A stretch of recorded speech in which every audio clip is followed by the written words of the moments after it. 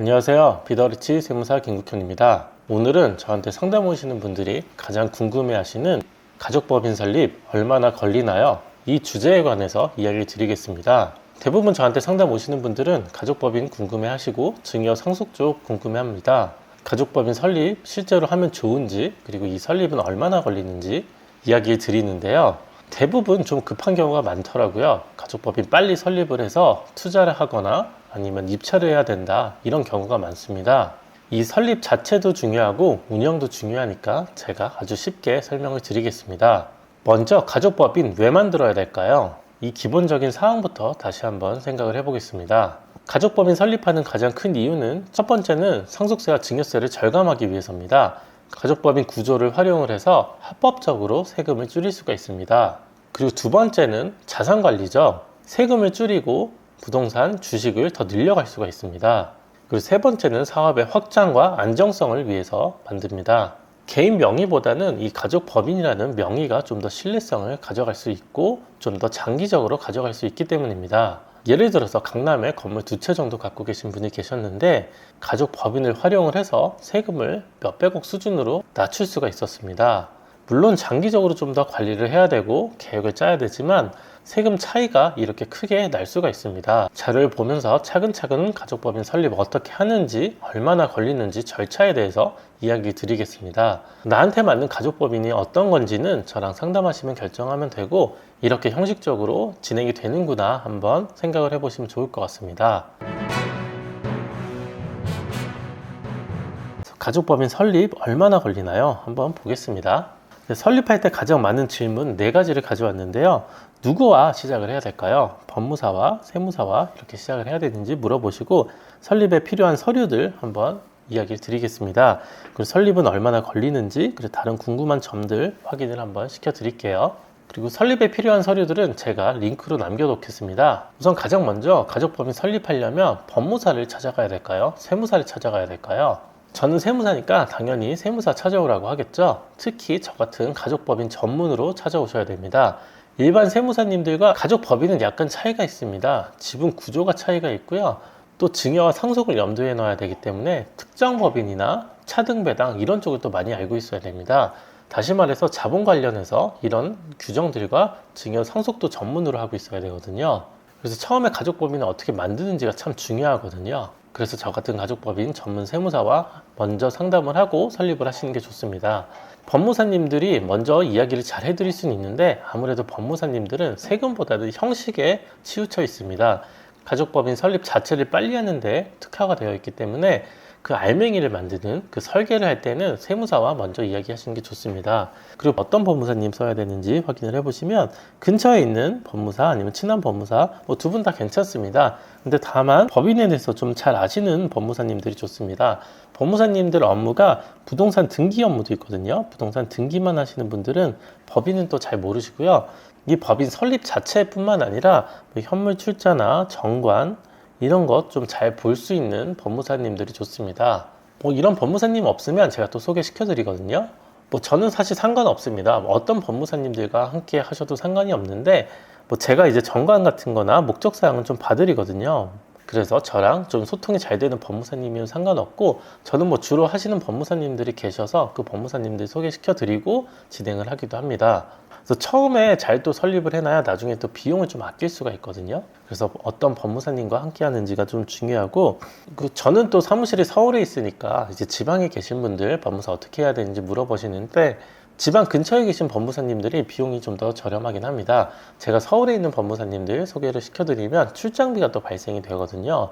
아니면 공인인증서를 하는 방법도 있습니다. 비용 관련해서는 이제 근처에 계신 법무사님과 함께 하셔도 되고, 정관이나 목적사항 좀 더 꼼꼼하게 하고 싶다, 그런 분들은 제가 소개시켜드리고 그 법무사와 함께 진행을 하시면 됩니다. 저는 이제 가족법인 설립할 때 한 번에 다 하실 수 있도록 제가 설립 사항들 다 확인을 해드리고 법무사님과 연결을 시켜드리고 법무사와 이제 소통을 해서 다시 이제 자료를 받습니다. 최대한 번거롭지 않게 진행을 하고요. 그리고 두 번째로 법인 설립 필요한 서류들입니다. 꽤 많은데요. 제가 이건 링크에 남겨놓겠습니다. 링크 보시면서 참고해 보시고, 이제 우선 본점 주소가 필요합니다. 근데 본점 주소 필요할 때 임대차 계약을 먼저 해야 되는지 참 많이 물어보시는데 꼭 그럴 필요는 없습니다. 좀 이상하긴 하죠. 본점 주소지는 명확하게 필요합니다. 내가 여기에 본점을 설치할 거야. 그 주소는 정확하게 있으면 되는데 임대차 계약까지는 아직 안 하셔도 됩니다. 대신 그 임대인과 약속이 돼 있어야 되겠죠. 나는 법인 설립할 건데 여기다 본점을 할 거다. 나중에 법인 등기가 나오면 임대차 계약을 좀 해주세요. 이런 약속이 되어 있어야겠죠. 다만 임대차 계약서는 나중에 등기가 나오고 나서 하시는 게 더 좋습니다. 이유가 있는데요. 이유는 제가 뒤에서 한번 설명을 다시 드리겠습니다. 임대차 계약 전이라도 정확한 주소만 있으면 등기는 가능하고요. 대신 이제 사업자 등록할 때는 임대차 계약서가 필요하거든요. 그때 법인 명의의 임대차 계약서가 필요합니다. 등기가 나오고 나서 등록번호가 나오면 그걸로 임대차 계약서를 작성을 해서 사업자 등록을 신청을 해야 됩니다. 제가 뒤에서 다시 한번 설명을 드릴게요. 그리고 이사, 대표이사, 감사의 서류들이 필요합니다. 그러니까 인감도장과 인감증명서가 필요하거든요. 그래서 뭐 대표이사는 보통 본인이나 배우자분들이 많이 하시니까 상관없고요. 이제 감사하시는 경우에 뭐 인감증명서를 달라고 해야 되니까 좀 불편할 수가 있겠죠. 그래서 감사의 경우에는 부모님을 하시는 경우가 좀 많긴 합니다. 그리고 주민등록 초본이 좀 필요하고요. 미성년자 주주도 가능합니다. 미성년자 주주의 경우에는 추가 서류가 필요하니까 또 확인을 한번 해보시고요. 그리고 감사 관련해서 참 많이 물어보시는데 감사가 꼭 필요한지, 감사 없어도 된다고 하는데 자본금 10억 미만의 회사면 상관이 없긴 합니다. 없어도 되는데 실무상으로 있는 게 좋습니다. 감사가 없으면 절차가 좀 더 많이 들고요. 비용이 좀 더 많이 들거든요. 그래서 감사 꼭 한 분이 필요하다고 말씀을 드리고, 감사는 아무나 해도 되고요. 인감증명서가 필요하긴 합니다. 좀 형식적인 거라서 그렇고요. 그리고 또 걱정을 하시는데 감사라고 하면 혹시라도 법인이 잘못되면 감사가 다 책임을 지지 않을까 이렇게 우려를 하시는데 꼭 그렇진 않고요. 그리고 감사한테 월급 꼭 줘야 되는지 안 주셔도 됩니다. 이게 형식적인 거라서 그렇고, 워낙 걱정이 되셔서 감사 해임하고 싶다, 설립하고 나서 얼마 지나지 않아서 바로 해임하셔도 됩니다. 대신 이제 또 등기를 바꾸셔야 돼서 비용이 좀 발생을 하거든요. 그래서 이렇게 또 정리해 보시면 되고, 그래서 보통은 이제 부모님한테 부탁하는 경우가 많더라고요.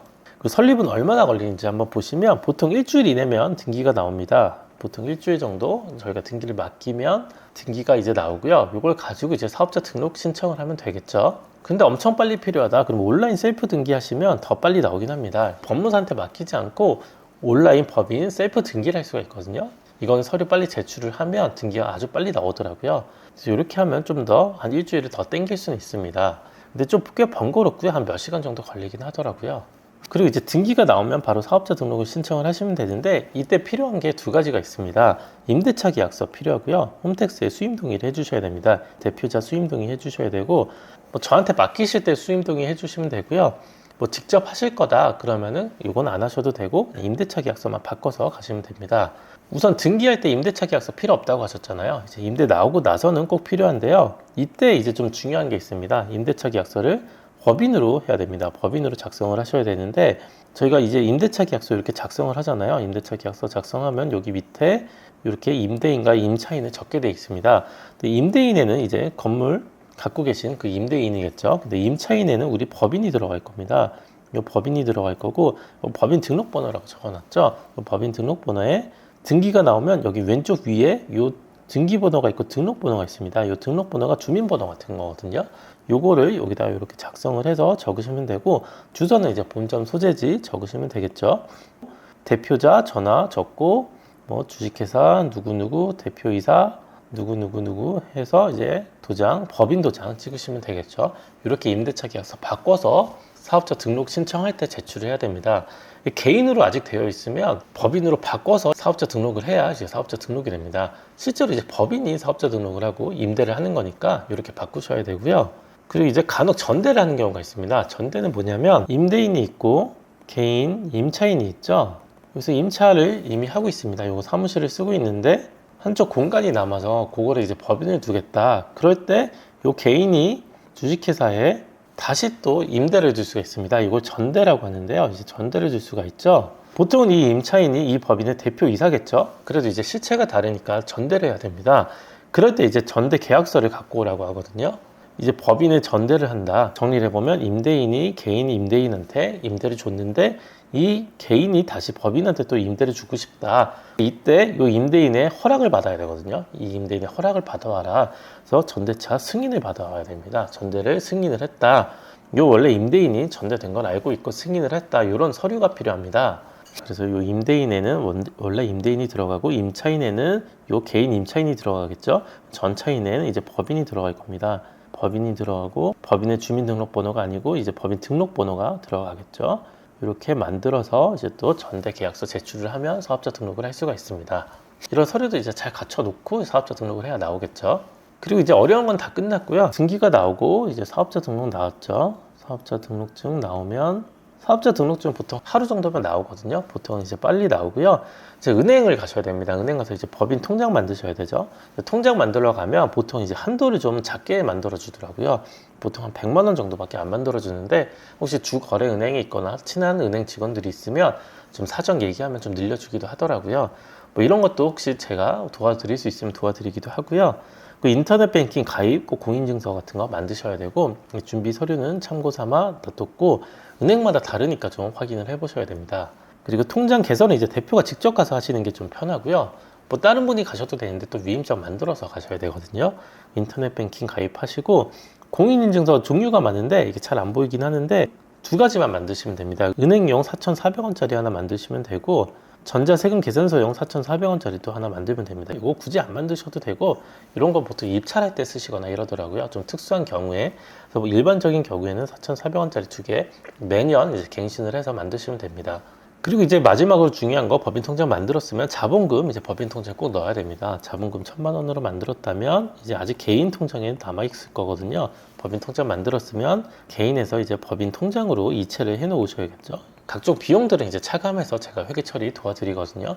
이렇게 해서 저랑 법인 기장 시작하시면 되겠죠. 기장 시작하고 관리하시고 매출 만들고 사업과 투자를 운영하시면 됩니다. 형식적인 건 아주 쉽고요. 어렵지 않습니다. 제가 다 도와드리고요. 걱정 안 하셔도 되고, 이보다 더 중요한 건 어떻게 운영을 할지, 계획을 할지, 우리는 가족법인 구조를 어떻게 짜고 증여와 상속에 어떻게 활용할지가 더 중요합니다. 그런 거는 저한테 오셔서 상담하시면 자세히 말씀을 드리겠습니다. 다음에도 좋은 영상으로 찾아뵙겠습니다.